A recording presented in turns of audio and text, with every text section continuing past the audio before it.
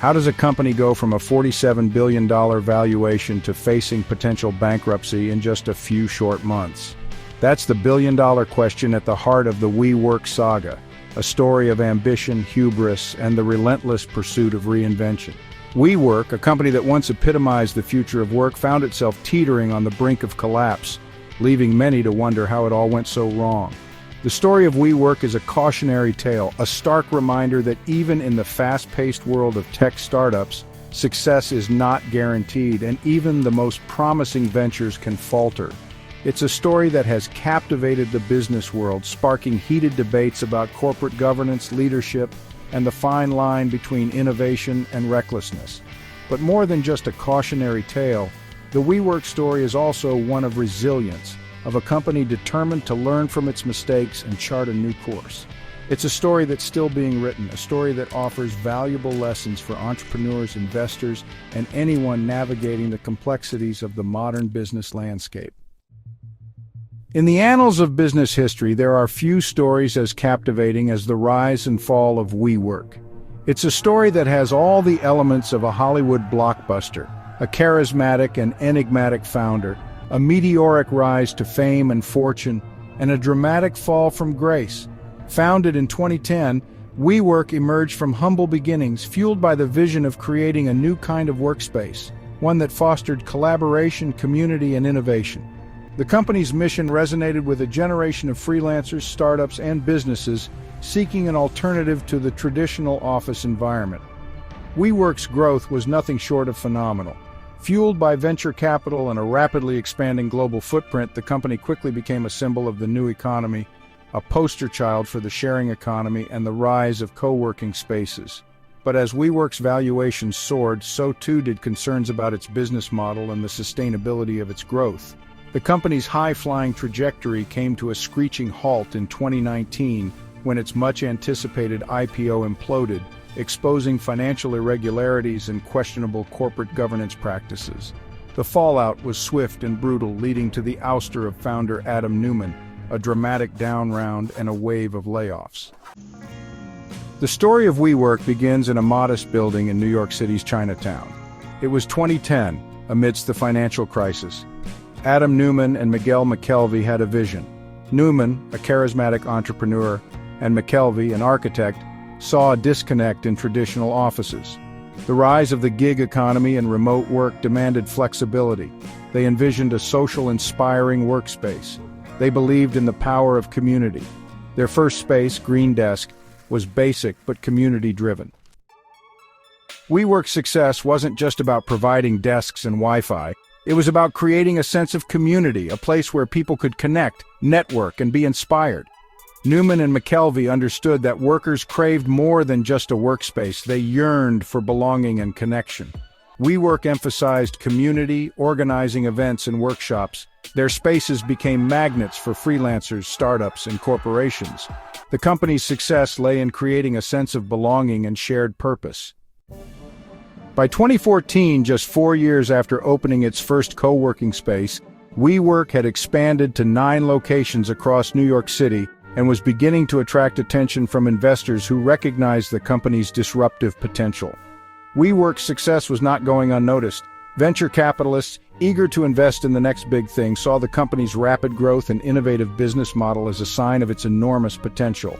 Among those who recognized WeWork's potential was Masayoshi Son, the founder and CEO of SoftBank, a Japanese multinational conglomerate with a reputation for making bold bets on emerging technologies. Son, known for his visionary thinking and his willingness to take risks, was captivated by Neumann's charisma and WeWork's mission to revolutionize the way people work.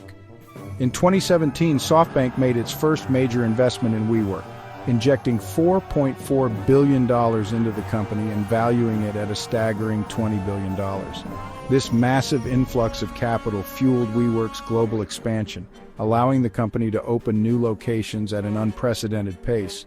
With SoftBank's backing, WeWork embarked on an aggressive growth strategy, expanding into new markets around the world, from London to Shanghai to Sao Paulo. The company's distinctive branding, with its emphasis on community, flexibility, and design-forward spaces, resonated with a global audience of entrepreneurs, freelancers, and businesses of all sizes. WeWork was quickly becoming a global phenomenon, a symbol of the changing nature of work and the rise of the sharing economy. WeWork's rapid rise was fueled by a perfect storm of factors. The company's innovative business model, its focus on community, and its ability to tap into the growing demand for flexible workspaces all contributed to its success. WeWork's promise of providing a community for creators resonated deeply with this new generation of workers. The company's focus on design and aesthetics also played a crucial role in its success. By 2019, WeWork had become a global behemoth, with over 500 locations in more than 100 cities worldwide. The company's valuation had soared to an astounding $47 billion, making it one of the most valuable startups in the world. By the mid-2010s, WeWork was riding high on a wave of disruption. The traditional office market was ripe for change, burdened by long leases, inflexible layouts, and a general lack of inspiration. WeWork's flexible, community-oriented approach offered a refreshing alternative, particularly for a new generation of entrepreneurs and remote workers who craved connection and collaboration. The company's rapid expansion was fueled by a seemingly insatiable appetite for its product. WeWork spaces were popping up in major cities around the globe, each one promising a vibrant community of like-minded individuals working towards their dreams. The energy was palpable, the ambition contagious. WeWork wasn't just offering office space, it was selling a vision of a new way to work and live. Investors, eager to capitalize on the next big thing, poured billions into WeWork, driving its valuation higher and higher. The company's narrative of disrupting the traditional office market, combined with its impressive growth metrics, created a sense of inevitability, a belief that WeWork was destined to become a global giant. This period of rapid expansion was not without its critics, however. Some questioned the sustainability of WeWork's business model, pointing to its high operating costs and reliance on short-term leases. Others expressed concerns about the company's corporate governance and the outsized influence of its charismatic but unconventional founder, Adam Neumann. The alchemist of atmosphere, crafting the WeWork experience. Adam Neumann, with his long hair, penchant for barefoot meetings, and grand pronouncements about elevating consciousness through real estate, became a figure of fascination and scrutiny in equal measure. He possessed an undeniable charisma, an ability to articulate a vision that resonated deeply with those seeking a more purpose-driven work experience. Neumann understood that WeWork's success wasn't just about providing physical space, it was about creating an experience, an atmosphere that fostered creativity, collaboration, and a sense of belonging. He was obsessed with every detail of the WeWork experience, from the curated playlists that filled the air to the scent that wafted through the communal areas. He believed in the power of serendipitous encounters, of chance conversations that could spark new ideas and collaborations. WeWork's open-plan layouts, communal kitchens, and regular social events were all designed to facilitate these interactions, to create a sense of community that extended beyond the workday. The company invested heavily in creating a distinct aesthetic for its spaces, often opting for a modern, industrial chic look with exposed brick walls, reclaimed wood, and an abundance of natural light. The goal was to create an environment that felt more like a trendy coffee shop or a boutique hotel than a traditional office, a place where people would want to spend time even after the workday was done. Beyond real estate, the allure of a lifestyle brand. As WeWork's valuation soared, so too did its ambitions. The company began to position itself not just as a provider of co-working spaces, but as a global lifestyle brand, a movement that extended far beyond the walls of its offices. Neumann spoke of creating a we world, a community of like-minded individuals who shared a passion for entrepreneurship, creativity, and making a difference in the world. This expansion beyond real estate took many forms. WeWork launched WeLive, a co-living concept that offered fully furnished apartments with shared communal spaces. It created WeGrow, a private elementary school with a focus on entrepreneurship and mindfulness. The company even ventured into the fitness industry with Rise by We, a network of high-end gyms. This blurring of lines between work, life, and personal growth was both alluring and unsettling. On the one hand, it tapped into a growing desire among millennials and Gen Z for a more integrated and purpose-driven lifestyle. On the other hand, it raised questions about WeWork's core business model and whether it was spreading itself too thin. Critics argued that WeWork was straying too far from its core competency of providing flexible workspaces and venturing into areas where it had little experience. The unicorn effect when valuation outpaces reality. By 2019, WeWork had achieved a level of success that few startups could even dream of. It had become a global behemoth with hundreds of locations in major cities around the world. Its valuation had reached an astronomical $47 billion, making it one of the most valuable private companies in history. This rapid ascent, fueled by a seemingly endless stream of venture capital, had created a sense of invincibility, a belief that WeWork was too big to fail.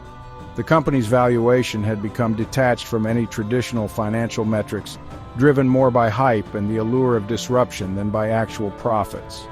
This phenomenon, often referred to as the unicorn effect, had become increasingly common in the tech industry, where investors were willing to overlook massive losses in pursuit of rapid growth and market dominance.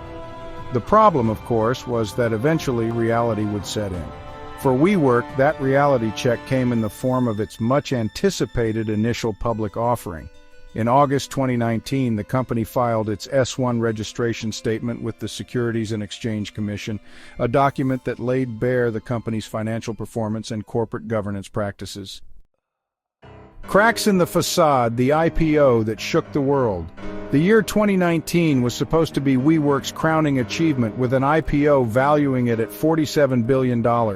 Instead, the S-1 filing revealed a company bleeding money and plagued by conflicts of interest, leading to a public reckoning. A cascade of red flags unmasking WeWork's financial realities. Despite generating billions in revenue, WeWork's net losses exceeded $1.6 billion in 2018, raising concerns about its sustainability and business model. The Emperor's new balance sheet, untangling a web of conflicts. Adam Neumann's personal transactions, like leasing the We trademark back to WeWork, highlighted conflicts of interest and eroded investor confidence. From visionary to liability, the fall of Adam Neumann. Neumann's lavish spending and unorthodox management style led to his resignation in September 2019.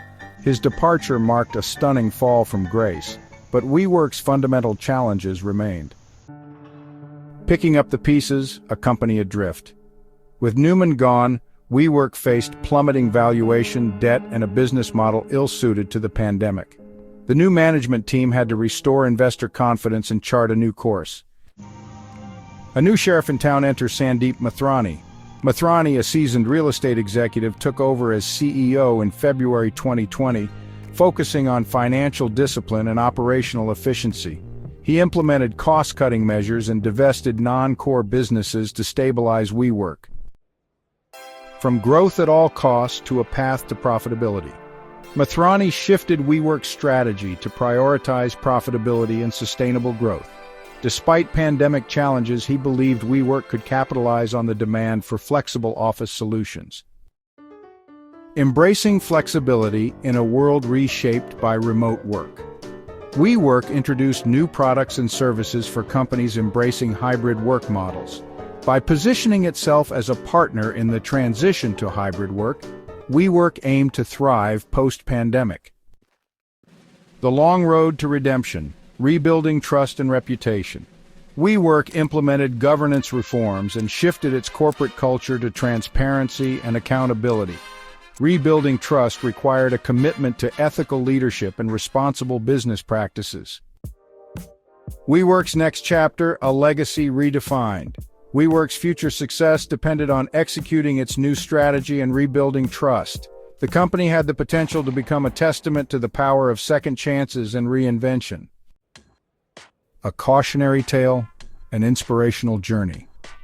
The WeWork saga is a tale of contradictions, a story of soaring ambition that crashed back down to earth, only to find a new trajectory. It's a story that serves as both a cautionary tale and an inspirational journey, reminding us that even in the face of seemingly insurmountable challenges, reinvention is possible. WeWork's meteoric rise and dramatic fall captivated the business world, becoming a cautionary tale about the perils of unchecked growth, a lack of corporate governance, and the cult of personality and leadership. The company's near collapse served as a stark reminder that even in the fast-paced, disruption-obsessed world of tech startups, fundamentals still matter. Yet, WeWork's story is far from over. Its resilience in the face of adversity, its ability to pivot and adapt to changing market conditions, and its commitment to rebuilding trust offer valuable lessons for entrepreneurs and business leaders alike. The company's journey demonstrates the importance of strong leadership, a sound business model, and an unwavering commitment to ethical conduct. WeWork's story is a reminder that success is not a linear path. It's a journey filled with twists, turns, and unexpected obstacles. But it's in navigating these challenges, learning from our mistakes, and emerging stronger on the other side that we truly define our legacies. The enduring lessons of WeWork. The WeWork saga offers a wealth of lessons for entrepreneurs and investors. Here are a few key takeaways. Vision without execution is hallucination. A compelling vision needs discipline and execution. WeWork's vision faltered due to lack of financial discipline. Culture eats strategy for breakfast. Culture and values are the foundation of success. WeWork's culture became a liability. Growth is not a strategy, it's a consequence. Sustainable growth comes from a sound business model. WeWork's growth was unsustainable. The importance of adaptability and resilience. Companies must adapt to changing conditions. WeWork's pivot during the pandemic showed resilience. Success is not guaranteed. Even promising ventures can falter. Failure is not necessarily fatal. Embrace transparency, accountability, and adaptability to navigate business challenges.